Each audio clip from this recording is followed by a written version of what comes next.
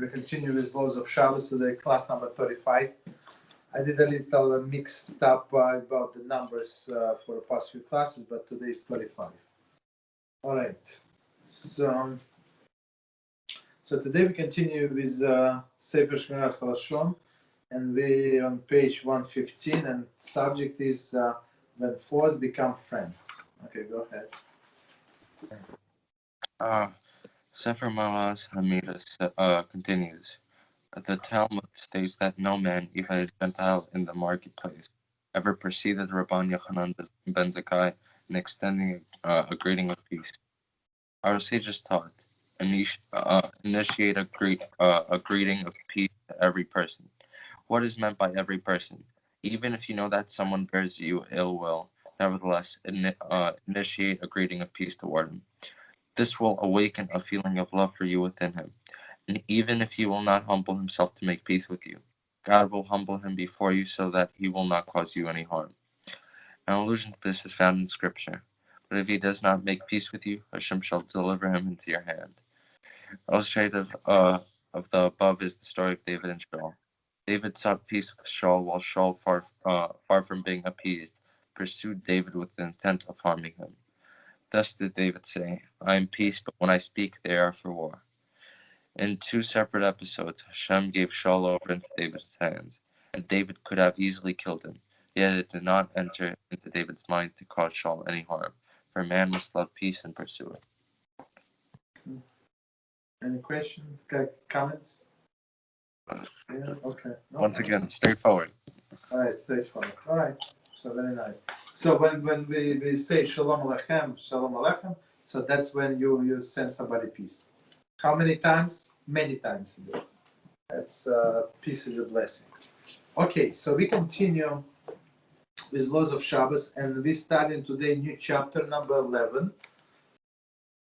And the next milacha is sharing. Okay. Gozeis, right? Sharing is one of the 39 Avos Melachas. During the construction of the Mishkan, it was necessary to share sheep in order to obtain wool for weaving the curtain of Kohanic vestments.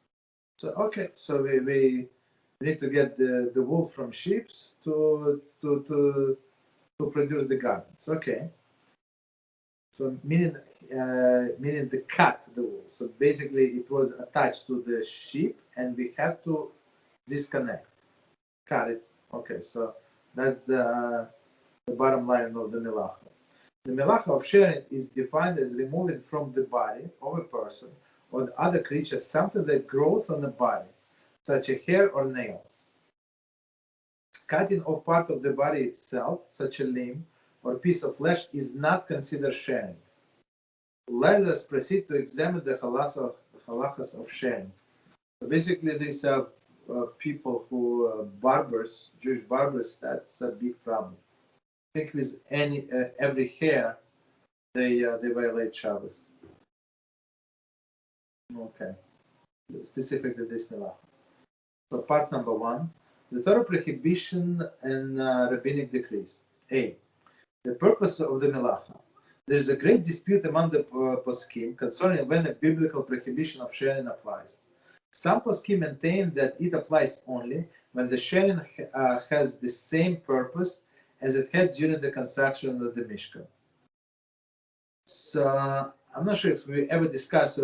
First, I think it's the first time we have this expression Avos Milachas. So Av is a father, so it's like a main branch. I would say if you imagine the tree, there are 39 main branches going out, and from that main branch, there are going to be like many other taladas, like many other smaller branches. So they say this Av Milachas is like, according to one opinion, it was exactly as it was done in the base of English, right? Meaning sharing for a purpose of creating something, right? The some poskim maintain that it applies only when sharing is the same purpose had during the construction of the Mishkan. I said Mishkan. Since those who built Mishkan shared in order to obtain wool that they needed. The biblical prohibition pertains only to sharing an item that one needs. So, in other words, so if he's cutting hair, so it's not like he needs the hair. He does not. So it's according to this opinion. So it's not on the biblical level. Sharing for any other purpose is prohibited rabbinically. That's already like a little easier. Thus, for example, cutting hair in order to improve person's appearance is prohibited rabbinically. Okay. Other poskim maintain that removing growth from the body for any beneficial purpose falls under biblical prohibition. That's a problem, right? Of sharing. Thus, cutting hair or nails for aesthetic purposes is forbidden biblically. The halacha follows the latter opinion. So, forbidden biblically meaning what does it mean? So, if for example, somebody had a nail and it's like half broken, it bothers him, so he can bite it off, basically. So it's not to make it look good, but because it can create big issues. That's the reason. Okay. So B, the manner of sharing. Under the biblical law, it is forbidden. Only to share in a usual manner with the implement are commonly used for removing item from the body. So here we go into details. So biblical law, it's only with implement, right? That is specifically used for that purpose. This includes, for example, cutting hair with scissors, cutting nails with scissors or nail clipper, and plucking eyebrows with the tweezers. Okay. It also includes using depilatory cream. So the cream that remove hair, right? Or powder to remove hair. I'm not sure about powder, and I've heard about the cream. The sages extended the prohibition. So basically, the bottom line that they remove hair from the body does not actually matter in what how, like biblically it's only this special instrument, but sages say in any manner. Okay, so one more time, the sages extended the prohibition and forbid even sharing in unusual fashion, such as biting or tearing of nails. Although plucking is not usual manner of removing hair from the head, there are instances in which plucking is forbidden biblically. For example, it is forbidden under biblical law for a woman to pluck out their facial hair, since this is the usual way of removing such a hair. So women, that's what they do. Like men sometimes do, sometimes don't. I don't know. Okay, but women, they constantly do pluck hair with their hands. So meaning what? It's normal way of doing things. That's why they say it's forbidden biblically. It is also forbidden biblically to pluck a white hair from among the black hairs. Okay, it's because that's what people do. They don't take tweezers with them. In other instances, where the plucking is not usual manner, plucking is not, the removal of hair is prohibited rabbinically. The plucking is not in usual manner. Okay, so it is prohibited rabbinically. So in usual way, whether it's with a hand or with an instrument, it's biblical. Unusual way, it's rabbinical. Continue. So what does the prohibition apply? The prohibition of sharing applies to the following articles. Cutting hair, or sharing an animal, cutting nails. Next one, C, removing loose or dead skin, plucking fur, even from finished garment, plucking feathers from a bird. Okay, no, that's it. Let us elaborate on each of these categories. So let's see. So one more time, to what does the prohibition apply? So, and we say that sharing, as we said, in a normal or not normal way. Okay, so they're going to explain each one of them. So, A, cutting hair. It is forbidden biblically to cut even a single hair of any part of the human body or animal's hide. Okay. The prohibition applies regardless of whether one cuts its root or merely shortens it. So, like, even like, I don't know, break the hair. That would be a problem, personally. It is forbidden on Shabbos to take a haircut. Number 2, trim beard or mustache. 3, shaves legs or arms. Number 4, pluck out unwanted facial hair. So we're talking about men and women. Right? 5, twist eyebrows. Number 6, pluck hair from the nostrils. Number 7, apply the depilatory agent to any hairy part of the body. Okay, so all of these are forbidden. It's all under the prohibition cutting hair. Additionally, there are numerous activities such as brushing hair with a brush that had the hard bristles. That is forbidden because they inevitably involve pulling out some hair. This will be discussed later in the chapter. So basically, if you use all of these like plastic hair brushes, like simple one, not fancy schmancy, so most likely every time you comb your hair, you're going to pluck out your hair.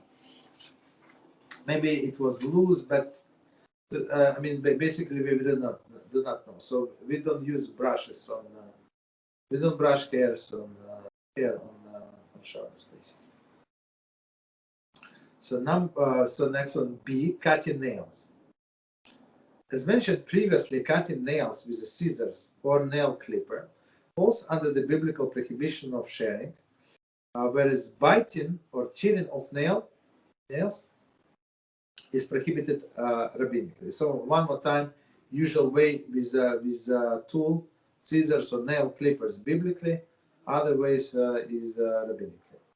The rabbis granted one dispensation for their prohibition of biting or tearing of nails.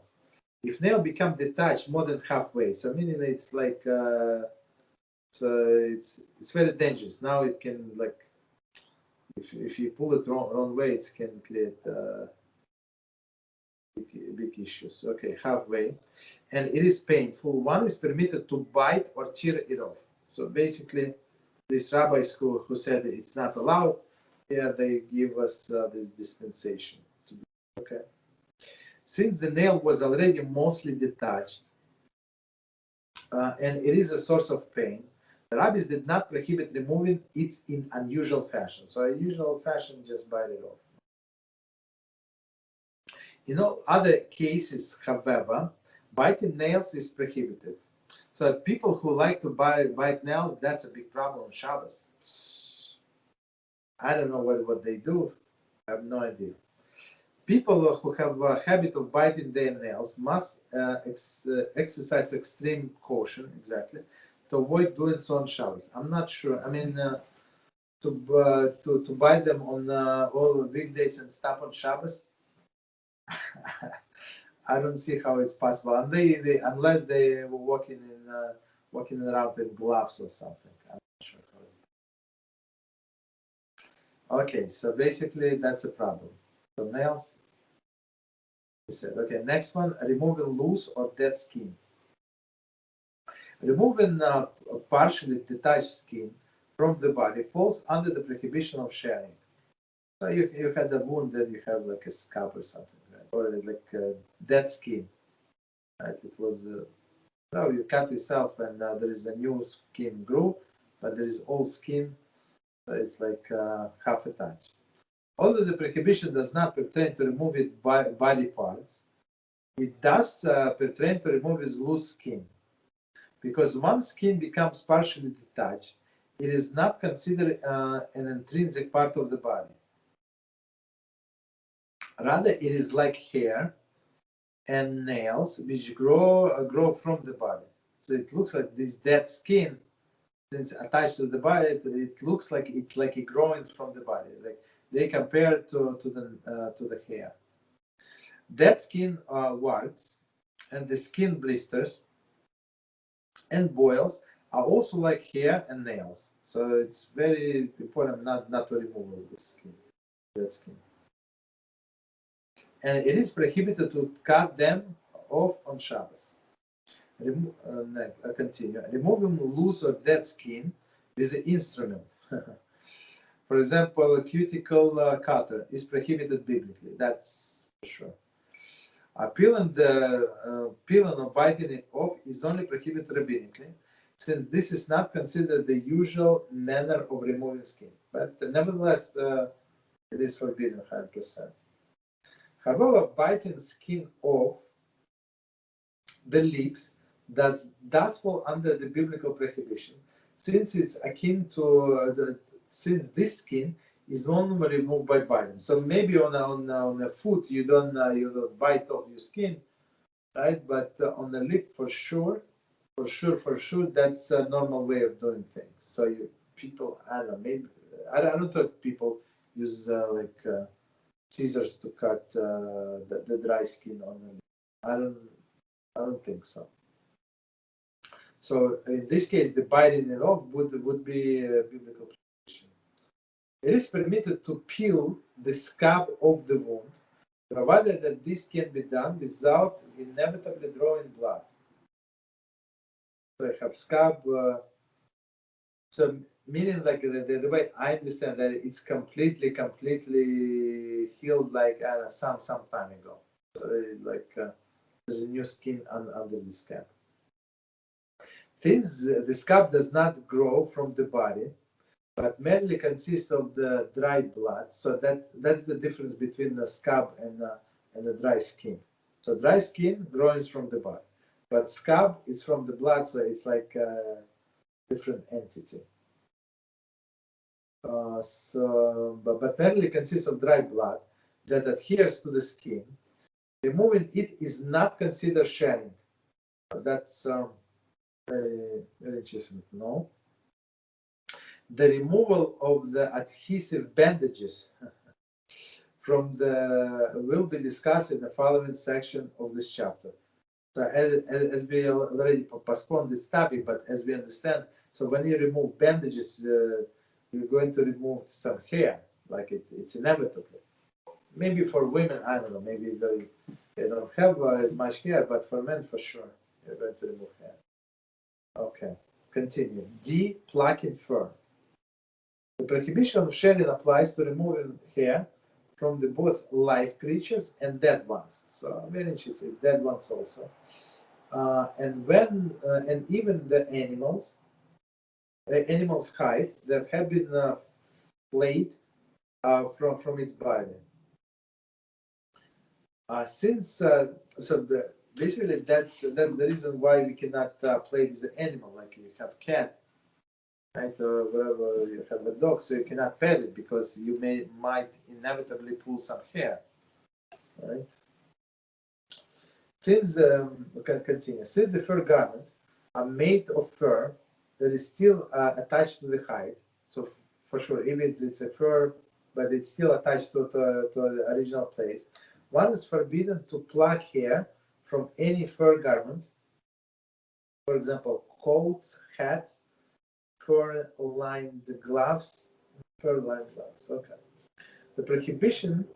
I'm not sure why would somebody. Maybe I don't know. Maybe it's damaged, dirty, whatever. So somehow he wants to get rid of this hair, so it is forbidden. The prohibition applies equally to plucking by hand or with tweezers. talking about hair. I mean, because people do it this way, right? Furthermore, just it is forbidden to brush one's hair with a brush that has hard bristles. Hard meaning like metal or plastic, whatever we have. Since this inevitably pulls out some hair, as will be discussed as length below. Okay, we're going to talk about it. So, two, it is forbidden to brush the fur garment with such a brush. So, basically, the way I understand from all of the halakhic books, so they do brush the fur coat and they do brush hats, like the Streinos, right? So it's not so simple. You have to maybe have this stylish Streino, basically. Okay, so that's what we don't do on Shabbos. Continue. E. Plucking feathers. It is forbidden to pluck feathers from either live or dead bird. Okay. Nevertheless, according to some poskim, it is forbidden to pluck one small feathers.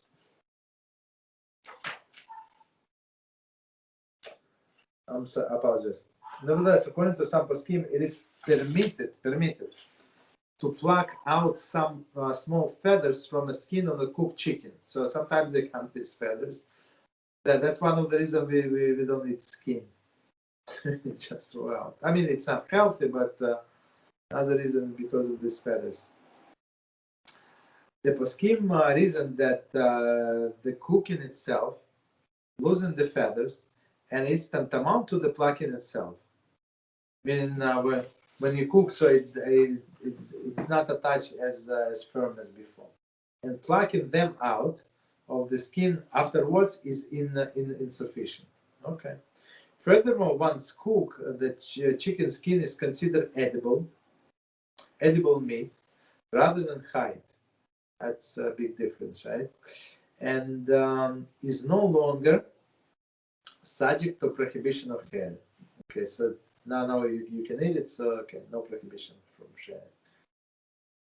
However, due to the prohibition of borer sorting, one should not pluck out the feathers before the meal. The preferred procedure, where possible, is to pull the skin, put the skin in the mouth while eating, separating the feather inside of the mouth, and spit them out. If cannot be done, one may pluck the feather skin as he eating. So we're going to get to this subject, borer sorting. So sorting meaning that you separate bad from good. So basically, you cannot pluck these feathers before you eat because you separate your good is the skin, bad is the feathers, and so you cannot separate. So they say put it in your mouth and like pluck while it's in your mouth because it's like in the process of eating. For me, like it's this solution is not very workable. I mean, maybe when you eat by yourself, it's going to work. But if you eat around the table, so people don't want to see what's you like pulling out of your mouth, all of these feathers. Are you allowed to pull off the skin entirely or no? Yes, yeah, there is no problem. Okay, understand. Just since we're not going to get to this topic anytime soon, I just give you like some highlights because this is the most common melacha with borer. So basically, you can separate good from bad. So if it's possible, good from bad, and you can separate bad with good. For example, the simple example: you have a fly that landed in your cup, right? So you have in your cup or whatever you have a fly. So you take fly together with some drink, you throw out. There is no problem. You can drink. There is no problem. So you You took bad, which is fly, with good, which is let's say pure orange juice. There is no problem. So orange juice remained kosher. Somebody asked me I don't know why this guy said that, thought that it might not be kosher. I'm not sure, but just because it was a fly there, it's still kosher. Okay, continue. Activities forbidden because they inevitably remove hair. It is forbidden on Shabbos to engage in any activity that inevitably removes even a single hair from the body. The following are some of the activities: brushing or combing the hair.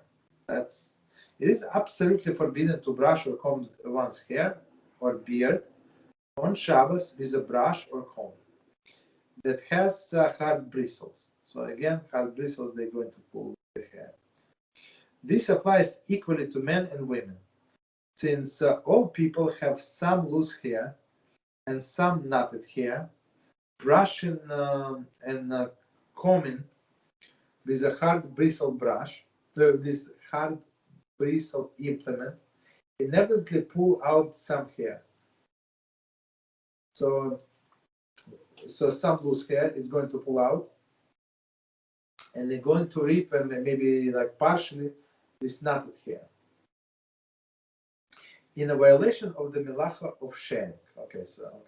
Continue. It is permitted, however, to straighten out hair with one's finger. So just with fingers, there is no problem. Continue. The use of brush is permitted only in the following three conditions are met. Okay, so condition number one: the brush must have very soft bristles that give way when they meet resistance. Thus, when they encounter a knot, the person will realize, and it will refrain from applying pressure. So basically, here, the way I understand, we're talking about the natural hair brush from this hair brush, but from animals, from fur of animals. Okay, so I mean, it's not going to pull off the hair. Okay, so it's first one, very soft brush. Number two, one may not brush forcefully or excessively, since even a brush with soft bristles will inevitably pull out loose hair if applied if applied forcefully or excessively. So even if it's soft, if you like forcefully do it over and over again, it's going to pull out the hair.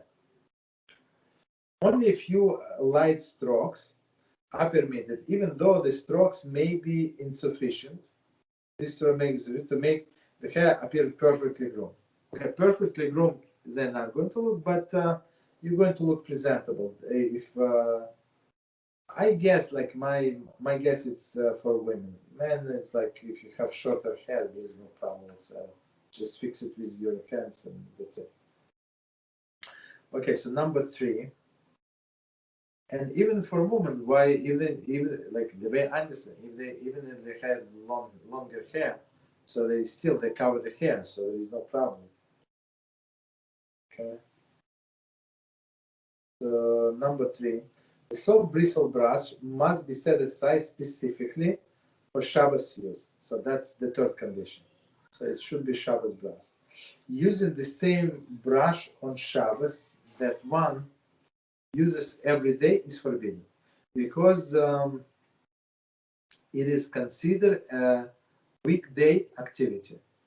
That's it's a separate issue, separate prohibition on Shabbos to weekday activity.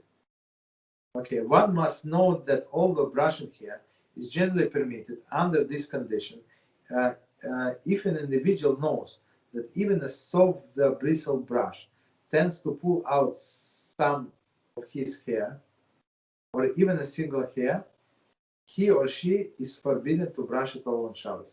So it's very, very important note that the author added. This rabbi is in very, very deep deep scholar. So basically, he said, so if you know that it's going to happen, for sure, you're not allowed. Same, I think we said with, or we didn't say yet, we're going to say about brushing the teeth. So if some people have this very sensitive gums, so and they bleed, the gums bleed like often. I mean, maybe not every time, but very often. So for these people, it's not allowed to brush teeth.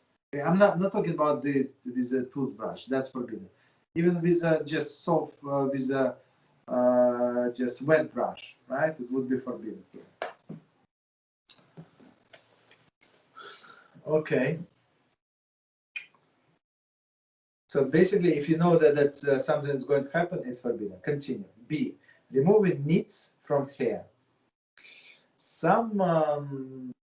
Since the combing hair is forbidden, it is forbidden to remove nits from hair by combing it. It is permitted, however, to part the hair and remove nits by hand, while being careful not to pull out any hair. So nits, I think it's like insects that live in the hair.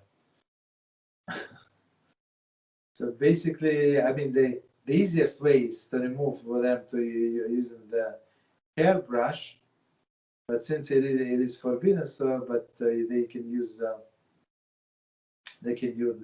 like their hands. Okay, so continue. Removing gum from hair. It is forbidden on Shabbos to remove gum that adheres to hair, since some hair is inevitably pulled out in the process. So, I mean, we all know that. You cannot take out the gum. I think they put some, I forgot what they put on the gum to make it like softer, and it would come off easily. Some liquid, I just don't remember what is it. I don't remember. Okay, so continue. Maybe W40, like something like that. I don't know. So continue. Comment a week. The milcha of sharing pertains only to severing an item's natural attachment to the base from which it grew.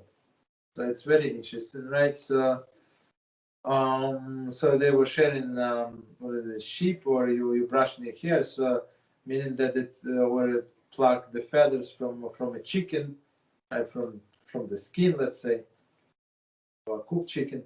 So it's you separate it from original place of growth. But here, it's a different story. In a week, they do, I don't know, it's synthetic shells, and they put the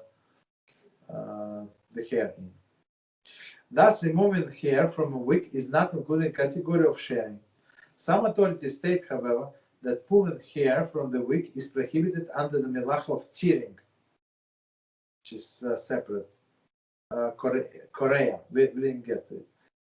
And one must therefore not comb or brush the wig on Shabbos, except in a manner.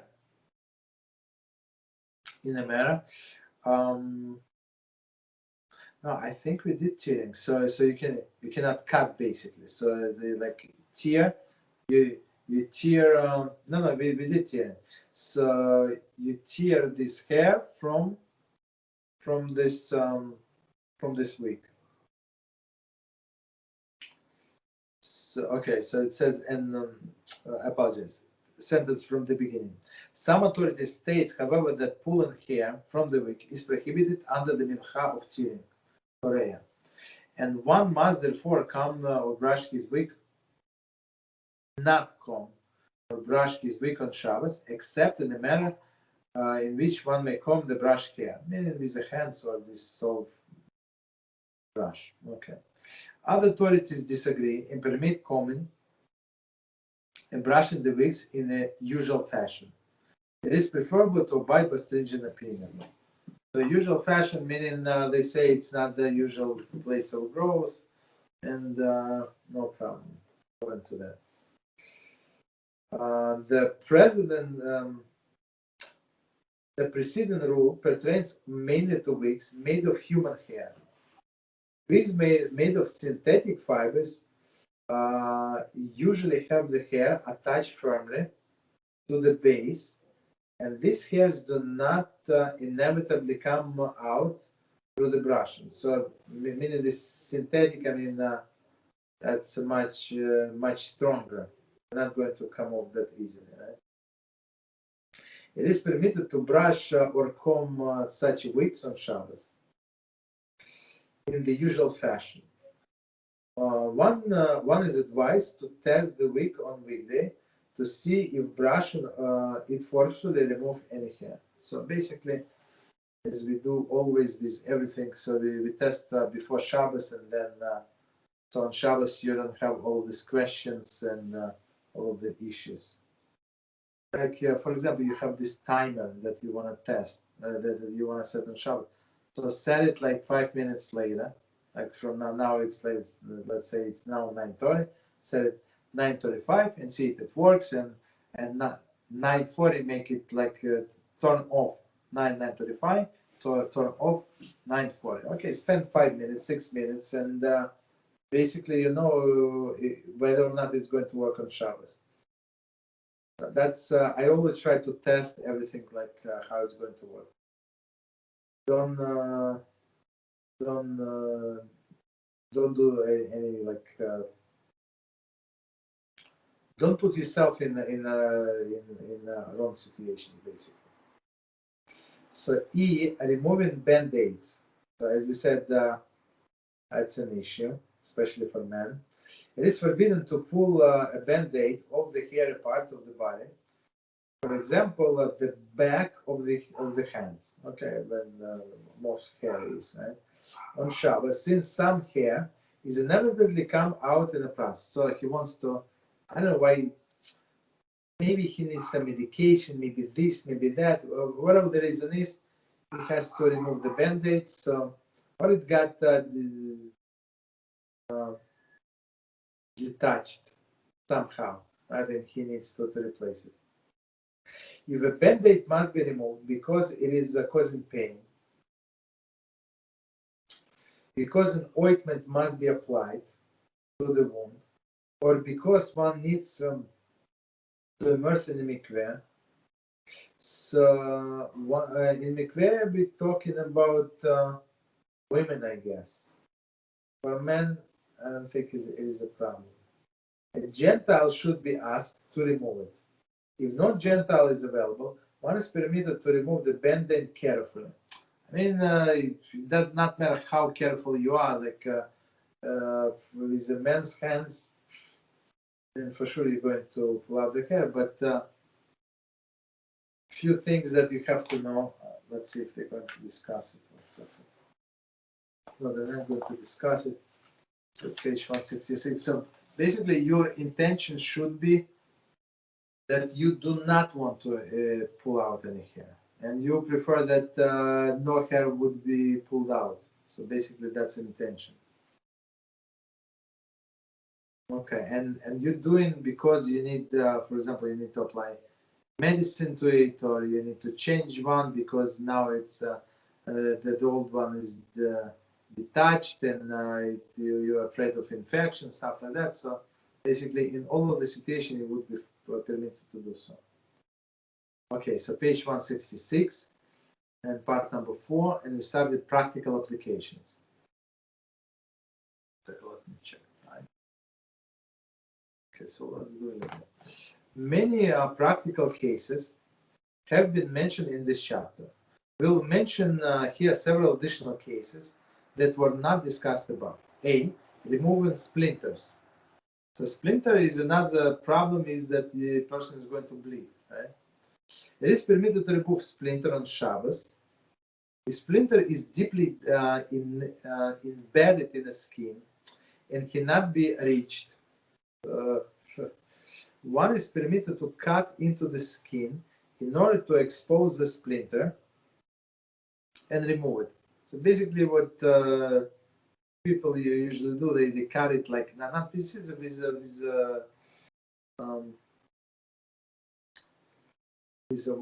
a needle. I mean, if it's not that deep, so you can do it with a needle. However, one should be careful to avoid making a cut that will inevitably bleed, and to avoid removing a splinter in the manner that it inevitably draw blood. I mean, you just trying your best, and one more time, your intention should be, I don't want to blood. That's not what I do and stuff like that. This splinter, I'm afraid of infection, I'm afraid of this and that. So it bothers me, it hurts me, and stuff like that. So it's very important to have all of this intention in mind. B, cutting nails for a mikveh.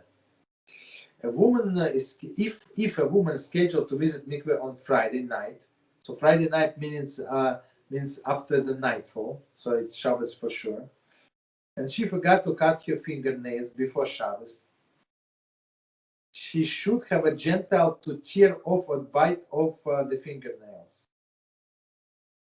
Don't try it at home. I mean, ask a Gentile to bite your fingernails. A good idea, I think. That's my opinion. If this is impossible, or if Gentile is unwilling to do this, she may have Gentile to cut off the nails with an instrument. That's since it is done for halachic not halachic, for mitzvah purposes, so we can ask her to cut the nails. In the event that no Gentile is available, she may not remove the nails, but should consult competent halachic authority. If she forgot to cut her toenails, she should clean them thoroughly before using the mikveh. Okay, so that's it.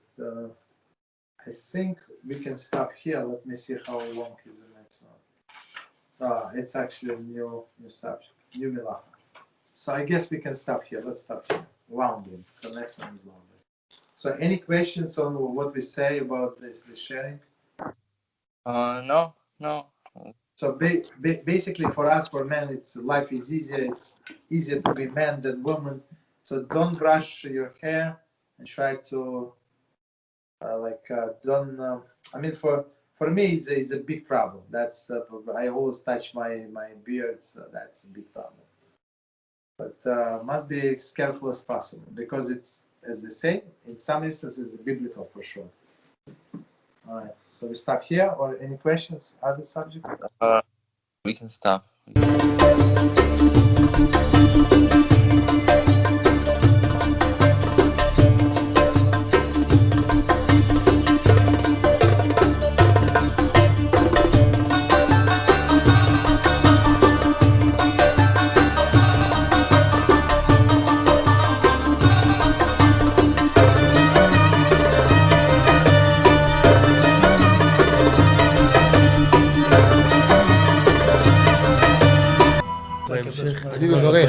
אני מברך את הרבנים, רגע. אני מברך את הרבנים, הרב ירון ראובן, הרב אפרים כחלון, ראשי ארגון בעזרת השם, שהלכו בפי עליון, שעלו מעלה, יהיה להם ברכה והצלחה, הקדוש ברוך הוא ימלא בישועות ליבם לטובה ולברכה, שבכל מה שיפנו ישכילו ויצליחו, יזכו לעשות כאלה וכאלה, הרדינו תורה לאדירה, אמן ואמן. בעזרת השם רשת בכל הארץ. הוא היהודי הזה, הוא היה מיליונר, סגר את כל הביזנס, אמר אני משקיע פה בעולמה של תורה. איפה הוא גר? בפלורידה. פלורידה, איפה זה פלורידה? באמריקה. במיימי. כן, ליד. אנחנו שם עכשיו הולכים להקים קהילה ספרדית. חזק אותו בשמי. קהילה ספרדית גדולה. תעביר לו מה שבירכתי אותו. כן, קהילה ספרדית גדולה. כן.